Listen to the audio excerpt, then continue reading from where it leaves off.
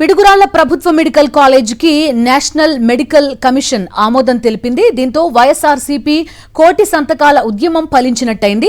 Letter of permission ఇచ్చినట్టు Tirupati MP గురుమూర్తికి కేంద్ర వైద్య శాఖ సహాయ మంత్రి అనుప్రియ పటేల్ లేఖ రాశారు. పిడుగురాళ్ల మెడికల్ కాలేజ్ సహా 17 ప్రభుత్వ మెడికల్ కాలేజీల కోసం కోటి సంతకాల ఉద్యమం చేపట్టింది వైఎస్ఆర్సీపీ. కేంద్ర రాష్ట్ర ప్రభుత్వాలపై వైఎస్ఆర్సీపీ ఒత్తిడి తేవడంతో 100 సీట్లతో పిడుగురాళ్ల మెడికల్ కాలేజీకి అనుమతి ఇచ్చారు. పూర్తి సమాచారం అందిస్తారు మా కరెస్పాండెంట్ వెంకటేష్. చెప్పండి. పిడుగురాళ్ల ప్రభుత్వ మెడికల్ కాలేజీకి నేషనల్ మెడికల్ కమిషన్ ఆమోదం తెలిపింది. దీని మేరకు లెటర్ ఆఫ్ పర్మిషన్ ఇచ్చింది. ఆ విషయాన్ని స్వయంగా కేంద్ర వైద్య శాఖ సహాయ మంత్రి అనుప్రియ పటేల్ లేఖ ద్వారా తిరుపతి ఎంపీ గురుమూర్తికి లేఖ రాశారు. నిజానికి పిడుగురాళ్ల ప్రభుత్వ మెడికల్ కాలేజీకి సంబంధించినటువంటి నిర్మాణం, వీటిని నెలకొల్పాలన్నటువంటి నిర్ణయాలన్నీ కూడా ముఖ్యమంత్రిగా వైఎస్ జగన్మోహన్ రెడ్డి ఉన్నటువంటి సమయంలోనే ఆ నిర్ణయం తీసుకున్నారు. మొత్తం ప్రతి పార్లమెంటు నియోజకవర్గంలో ఒక్కొక్క medical college with teaching college ఉండాలి అనేటువంటి ఉద్దేశంతో 17 మెడికల్ కాలేజీలకు ముఖ్యమంత్రిగా వైఎస్ జగన్మోహన్ రెడ్డి నిర్ణయం తీసుకున్నారు. అందులో ఒకటి పిడుగురాళ్ల మెడికల్ కాలేజీ. అయితే ప్రభుత్వం మారిన తర్వాత చంద్రబాబు ప్రభుత్వం దీన్ని పూర్తిగా ప్రైవేటీకరించాలని, పీపీపీ మోడల్లో తీసుకెళ్లాలని భావించింది. దాని కారణంగా అనేక కాలేజీల మెడికల్ కాలేజీల నిర్మాణం అంతా కూడా పూర్తిగా నత్తనడకన సాగుతోంది. సో వాటిని ప్రైవేట్కి అప్పగించి ప్రభుత్వం చేతులు దులుపుకోవాలని చూసింది. అయితే అప్పటికే వైఎస్ఆర్ ప్రభుత్వం పూర్తిగా జగన్మోహన్ రెడ్డి ప్రభుత్వం పిడుగురాళ్ల మెడికల్ కాలేజీకి సంబంధించినటువంటి మెజారిటీ నిర్మాణాలన్నీ కూడా పూర్తి చేసినటువంటి నేపథ్యంలో ఇక చంద్రబాబు ప్రభుత్వం తప్పని పరిస్థితిలో దీనికి సంబంధించిన విషయంలో చేసినటువంటి పరిస్థితి మనం చూస్తున్నాం. సో మొత్తానికి దీని కారణంగా క్లియర్గా వీటన్నిటిని ప్రైవేట్కి అప్పగించాలనేటువంటి ప్రయత్నం చేసినటువంటి నేపథ్యంలో వైఎస్ఆర్ కాంగ్రెస్ పార్టీ భారీ ఎత్తున కోటి సంతకాల ఉద్యమం చేసింది. సో కోటి సంతకాల ఉద్యమం చేసినటువంటి ఒత్తిడి ఫలితంగా రాష్ట్ర ప్రభుత్వం పైన అలాగే కేంద్రం పైన కూడా ఒత్తిడి పెరిగింది. దాని ఫలితంగానే ఈరోజు ఇటు పిడుగురాళ్ల మెడికల్ కాలేజీకి లెటర్ ఆఫ్ పర్మిషన్ మంజూరు చేస్తున్నట్టుగా నేషనల్ మెడికల్ కమిషన్ స్వయంగా తిరుపతి ఎంపీ డాక్టర్ గురుమూర్తికి లేఖ రాసింది. సో మొత్తానికి ఒక మెడికల్ కాలేజీకి అయితే నేషనల్ మెడికల్ కమిషన్ ఆమోదం ఇవ్వడంతో 2026-27 విద్యా సంవత్సరానికి అంటే ఇక్కడ ఈ సంవత్సరం నుంచి ఎంబీబీఎస్ సీట్లు 100 ఎంబీబీఎస్ సీట్లు అక్కడ రాబోతున్నాయి. దాని ఫలితంగా 100 మంది విద్యార్థులకు మెడికల్ చదువులు చదువుకునేటువంటి అవకాశం లభిస్తుంది. సో మొత్తానికైతే ఒక కోటి సంతకాల ఉద్యమంతో ఒక అడుగు ముందుకు పడింది. ఒక కాలేజీకి సంబంధించినటువంటి సీట్లన్నీ కూడా ఓపెన్ అయ్యాయి, సీట్లు మంజూరయ్యాయి. మిగిలినటువంటి కాలేజీలకు సంబంధించినటువంటి విషయంలో కూడా వైఎస్ఆర్ కాంగ్రెస్ పార్టీ ఒత్తిడి పెంచుతుందని ఆ పార్టీ నాయకులంతా చెప్తున్నారు. వెంకటేష్, నెక్స్ట్ స్టెప్ ఎలా భావించవచ్చు? అంటే వరుసగా మిగతా మెడికల్ కాలేజీలకు సంబంధించి కూడా ఈ రకంగా లెటర్ ఆఫ్ పర్మిషన్ ఇచ్చే అవకాశం ఉంటుందా? నెక్స్ట్ ప్రాసెస్ ఇలా ఉండొచ్చని భావించవచ్చా?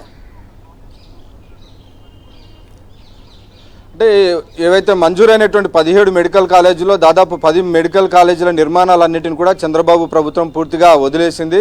ఆ నిర్మాణానికి తమ వద్ద డబ్బులు లేవని చెప్పి మొత్తం ప్రైవేట్ ప్లేయర్స్కి అప్పగించాలనేటువంటి ప్రయత్నం చేసింది.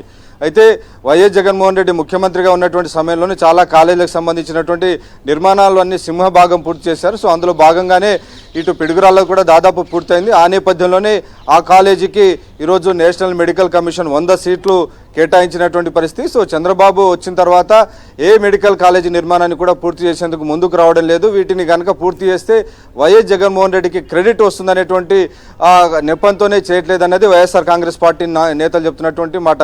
అయినప్పటికీ ఖచ్చితంగా రాష్ట్ర ప్రభుత్వం పైన ఒత్తిడి తీసుకొచ్చి డెఫినెట్గా ఇది ప్రజలకు, విద్యార్థులకు, పేద ప్రజలకు ఉపయోగపడేటువంటి విషయం. అలాగే ఈ మెడికల్ కాలేజీలుగా ప్రభుత్వ మెడికల్ కాలేజీల్లో కనుక సీట్లు ఉంటే ఖచ్చితంగా పేద విద్యార్థులకు ఎక్కువ న్యాయం జరిగేటువంటి అవకాశం ఉంటుంది. అలాగే పేదలకు అక్కడ ఉచితంగా వైద్యం దొరికేటువంటి అవకాశం ఉంటుంది. కాబట్టి ఈ అంశంపైనే ప్రధానంగా వైఎస్ జగన్మోహన్ రెడ్డి దృష్టి పెట్టి పెద్ద ఎత్తున ప్రతి పార్లమెంటు నియోజకవర్గంలో మెడికల్ కాలేజీలు అలాగే దానికి సంబంధించినటువంటి దానికి అనుబంధంగా ఆసుపత్రి కూడా పెట్టాలనేటువంటి ఆలోచన చేశారు. కానీ ప్రభుత్వం మారినటువంటి నేపథ్యంలో వాటన్నిటినీ చంద్రబాబు సర్కారు ప్రైవేటీకరణ చేసే దిశగా ముందుకు వెళ్తోంది.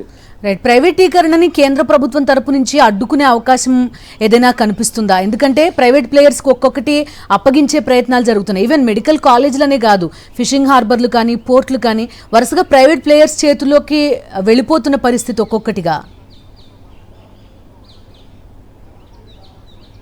డెఫినెట్గా ఈ ప్రైవేటీకరణను పూర్తిగా ఆపాలని ప్రజా ఉద్యమాన్ని ఆ పార్టీ కూడా చేపట్టింది. పెద్ద ఎత్తున కొన్ని నెలల పాటు దాదాపు 1 కోటి మంది సంతకాలను సేకరించి వాటినన్నిటినీ రాష్ట్ర ప్రభుత్వానికి గవర్నర్కు పంపించింది.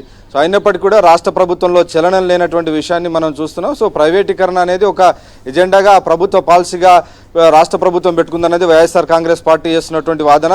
సో చంద్రబాబు ప్రభుత్వం తొలి నుంచి కూడా పూర్తిగా పెట్టుబడిదారులకు ప్రైవేటీకరణకు అనుకూలంగా ఉంది. అలాగే వైఎస్ జగన్మోహన్ రెడ్డి ప్రభుత్వం పేదలకు మంచి చేసేటువంటి సంక్షేమ పథకాలు కానీ, ఇన్ఫ్రాస్ట్రక్చర్ విషయంలో కానీ, విద్యా వైద్యంలో కానీ పెద్ద ఎత్తున ఖర్చు పెట్టి, భారీ ఎత్తున బడ్జెట్ను ఖర్చు పెట్టి పేదలకు మేలు చేసేటువంటి పథకాలు తీసుకువెళ్తుందనేది ప్రధానంగా ఉన్నటువంటి వాదన. సో ఆ నేపథ్యంలో క్లియర్గా చంద్రబాబు తొలి నుంచి కూడా ప్రైవేటీకరణకు అనుకూలంగా ఉన్నారు కాబట్టి ఆయన తన విధానాలు కొనసాగిస్తున్నారు. దాని ఫలితంగానే ఈ రకమైనటువంటి పరిస్థితి. ఒకవైపు ఇటు మెడికల్ కాలేజీలు కానీ, ఈ రాష్ట్రంలో ఉన్నటువంటి ఫిషింగ్ హార్బర్స్ కానీ అనేక అంశాల్లో కూడా ప్రైవేటీకరణ వైపే చంద్రబాబు నాయుడు మొగ్గు చూపుతున్నారు. Okay Venkatesh, thank you.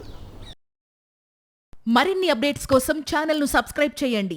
Notifications కోసం బెల్ ఐకాన్ పై క్లిక్ చేయండి.